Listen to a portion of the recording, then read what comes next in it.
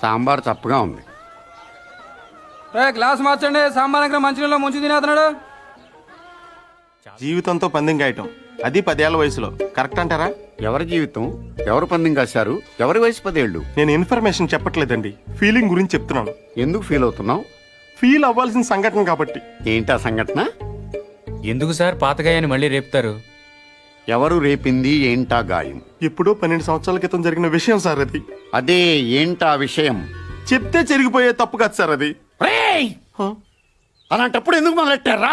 నా మానాన్ని నేను మాడిపోయిన మసాలా దోశ తింటుంటే జ్యోతిలక్ష్మి డాన్స్ చేసినట్టు వినిపించకుండా కనిపించకుండా చూపించకుండా తినేసింది ఎవరు? అసలేం జరిగింది? ఏం జరుగుతోంది? ఏం జరగబోతోంది? నాకిప్పుడే తెలియాలి. తెలిసి తీరాలి.